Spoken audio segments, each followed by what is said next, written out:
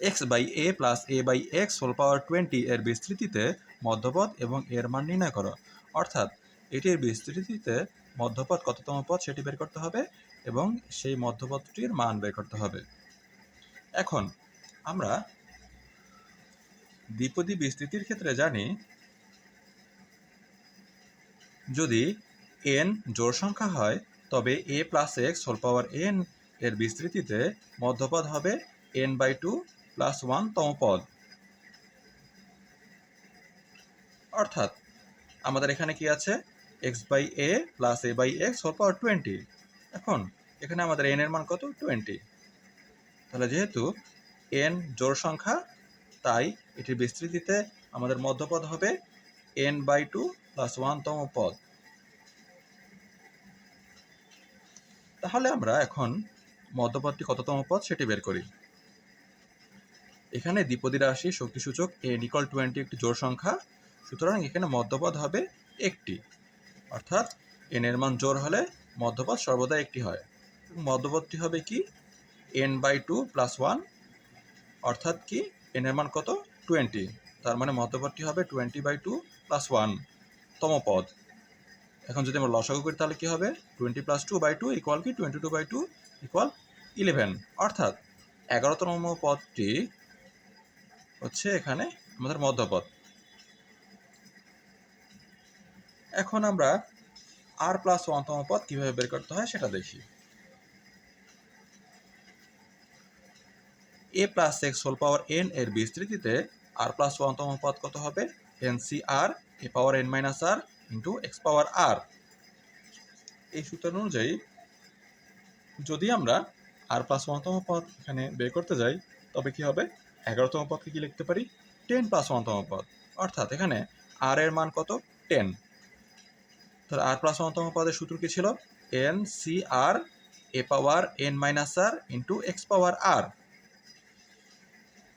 এখানে যদি এটিকে আমরা a plus x whole power n এর সাথে তুলনা করি তাহলে কি দাঁড়ায় a এর মান কত x বাই a, x এর মান কত a বাই x, n এর মান কত 20। তাহলে ncr a পাওয়ার n minus r into x power r এই সূত্রের সাথে তুলনা করলে আমরা পাই n এর মান কত হবে এখানে 20 হবে। এই যে আমরা কি লিখেছি n এর মান 20 দিয়েছি, এরপরে c r, r এর মান কত বের করেছি r এর মান বের করেছি 10, এরপরে a এর মান কত a পাওয়ার n মাইনাস r, এর মান হবে x বাই a, এরপরে n এর মান 20 মাইনাস r এর মান 10, শেষে x এর মান কত x এর মান হচ্ছে a বাই x এবং r এর মান 10, অর্থাৎ ncr a পাওয়ার n minus r into x power r। এই সূত্র অনুযায়ী আমরা 11তম পদ বা 10 প্লাস 1তম পদ বের করেছি। এখন 20 থেকে যদি 10 বিয়োগ করি তাহলে কি আসে 10 আসে। এরপরে যদি আমরা এই হরকে লব এবং লবকে হর বানাই এখানে তাহলে কি হবে a বাই এক্স ইকুয়াল কি লেখা যায় 1 by x by a।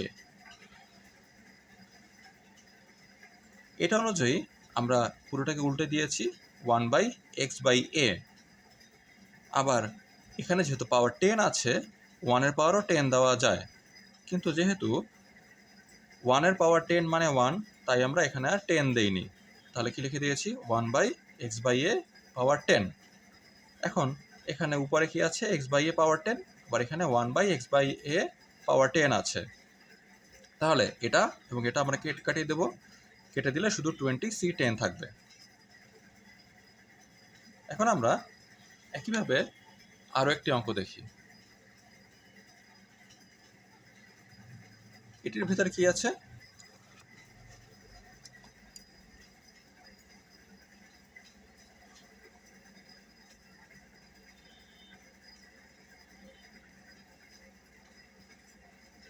x minus 1 by x whole power 17 এর বিস্তৃতিতে মধ্যপদ এবং এদের মান নির্ণয় করো। অর্থাৎ এখানে আমাদের n এর মান কত আছে 17, অর্থাৎ বিজোড় সংখ্যা আছে।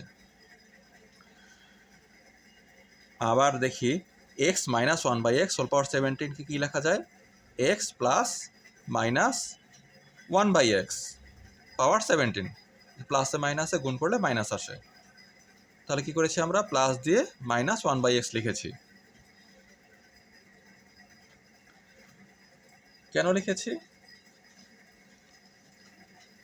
আমাদের এই সূত্রে নেওয়ার জন্য, a + x whole power n এটির সাথে তুলনা করার জন্য।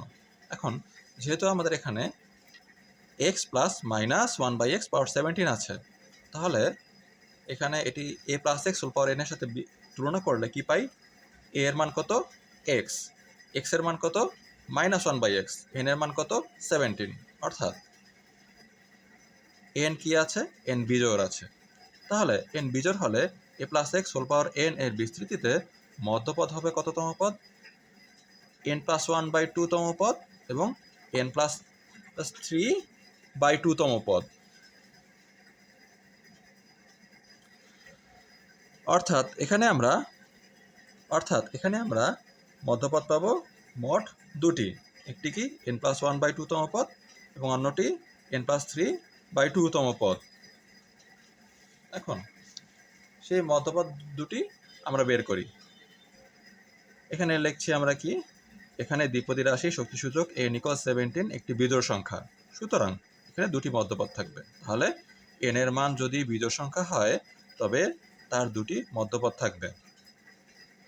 মধ্যপদ যথাক্রমে কি হবে? n + 1/2 মানে কি 17 + 1/2 ইকুয়াল কি 18/2 ইকুয়াল 9, এবং কি n + 3/2 ইকুয়াল কি 17 + 3/2 ইকুয়াল 20/2 ইকুয়াল 10 তম পদ। তাহলে মধ্যপদ দ্বয় হবে যথাক্রমে 9 তম পদ এবং 10 তম পদ। এখন 9 তম পদকে যদি r + 1 তম পদের মতো তুলনা করি, তাহলে কি হবে? 9 তম পদ বা 8 + 1 তম পদ হবে কি NCR a পাওয়ার n - r ইন্টু x পাওয়ার r। তার মানে কি, এই r এর মান হচ্ছে 8, n এর মান কত? 17, আবার a এর মান কত ছিল? x, r এর মান কত? -1/x। আমরা এখানে কোন সূত্রটি ব্যবহার করেছি? এই সূত্রটি ব্যবহার করেছি। a + x whole power n এর বিস্তৃতিতে r + 1 তম পদ হবে NCR a পাওয়ার n - r ইন্টু x পাওয়ার r। তাহলে এই সূত্রের সাথে এখানে যদি তুলনা করি তাহলে কি পাবো?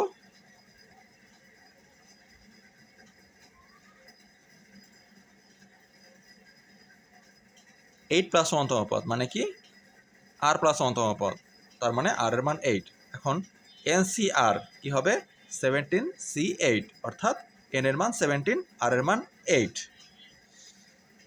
তারপর a পাওয়ার n - r অর্থাৎ a এর মান কত?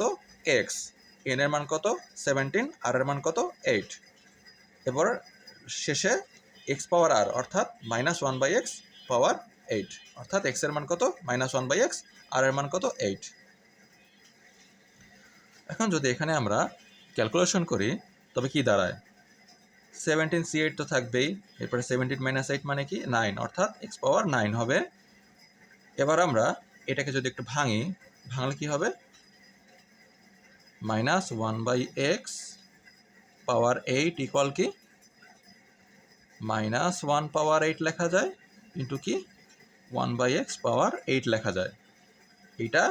এইটা করলেই আমাদের এটা চলে আসে। তাহলে আমাদের -1 পাওয়ার 8, এটাকে আমরা কি লিখতে পারি? 1 পাওয়ার 8 লিখতে পারি। এরপর এটাকে কি লিখতে পারি? 1 পাওয়ার 8 মানে তো 1, আবার x পাওয়ার 8 মানে কি x পাওয়ার 8। তাহলে এই 1 পাওয়ার 8টা কি হবে? 1 পাওয়ার 8টা সোজা 1 হয়ে যাবে, অর্থাৎ 1/x পাওয়ার 8 থেকে যাবে। আর এখানে 1/x পাওয়ার 8 মানে কি হবে? যেহেতু 1/x পাওয়ার 8 যেহেতু হরে আছে, তাই এটিকে যদি আমরা উপরে নেই, উপরে নিলে 1/x পাওয়ার 8 মানে হবে x পাওয়ার -8। তাহলে -1/x হোল পাওয়ার 8 সমান কি হবে? x পাওয়ার -8 এবং -1 পাওয়ার 8। এখন -1 পাওয়ার 8, এখানে পাওয়ারটা যেহেতু জোড়, তাই -1 পাওয়ার 8 হবে 1, এই জন্য আমরা এখানে আর 1 লিখিনি। এরপরে দেখি x পাওয়ার 9 এবং এক্স পাওয়ার -8, এটিকে গুণ করলে কি আসে? X power 9 into x power -8 equal কি হবে? এক্স পাওয়ার 9 -8, অর্থাৎ ভিত্তি যেহেতু একই তাই আমাদের পাওয়ারগুলো যোগ হয়ে যাচ্ছে। যোগ হয়ে কি হয়েছে? এক্স পাওয়ার 9 -8 ইকুয়াল কি হবে? এক্স পাওয়ার 1, তার মানে কি? এক্স। তাহলে এক্স পাওয়ার 9 ইন্টু কি এক্স পাওয়ার -8 ইকুয়াল কি হবে? শুধু এক্স হবে। এরপরে 17C8, এটিকে আমরা কি লিখতে পারি দেখি।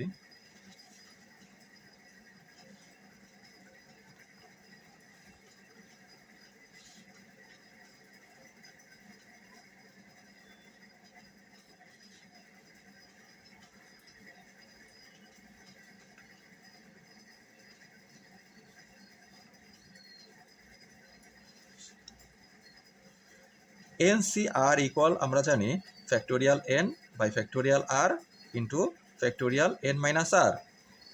তাহলে এই সূত্রের সাথে যদি আমরা এটিকে তুলনা করি তবে কি দাঁড়ায়? 17C8, তার মানে এখানে n এর মান 17 এবং r এর মান 8।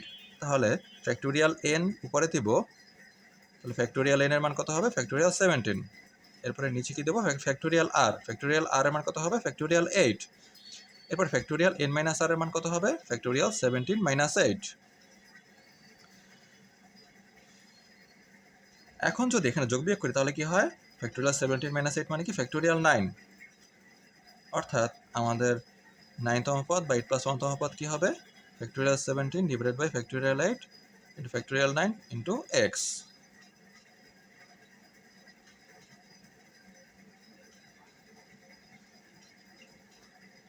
সর্বশেষে যদি আমরা 10তম পদ বা 9 + 1তম পদ বের করতে যাই তখন কি হবে? একদম একইভাবে আমরা 17C9 অর্থাৎ কি NCR e power n minus r into x power r এই সূত্র লিখব। পরবর্তী লাইনে এই আগের এটার মতো করে -1 পাওয়ার 9টা বাইরে চলে আসবে এবং এক্স পাওয়ার -9 হবে। আবার -1 পাওয়ার 9 যেহেতু -1 এর পাওয়ার বিজোড় আছে তাই কি থাকবে? -1 থেকে যাবে। সেহেতু আমরা এই মাইনাসটা সবার প্রথমে দিয়ে দিয়েছি এবং এক্স পাওয়ার -9 এবং এক্স পাওয়ার 8 এগুলো এক্স পাওয়ার 8 এবং এক্স পাওয়ার -9 দুটোকে গুণ করলে কি হবে? X power 8 into x power -9 equal x power 8 - 9 equal x power -1 এবং 17C9 এটাকে কি লিখতে পারি আমরা? NCR equal factorial n by factorial r into factorial n minus r। এখন এটির সাথে যদি আমরা এটিকে তুলনা করি তবে কি পাই? Factorial n by factorial r into factorial n minus r, অর্থাৎ n এর মান কত? 17, r এর মান 9। তাহলে কি হবে? Factorial 17 by factorial 9 into factorial 17 minus 9। এখন 17 মাইনাস 9 মানে কি? 8। তাহলে এটি লিখে দিলেই আমাদের অঙ্ক শেষ।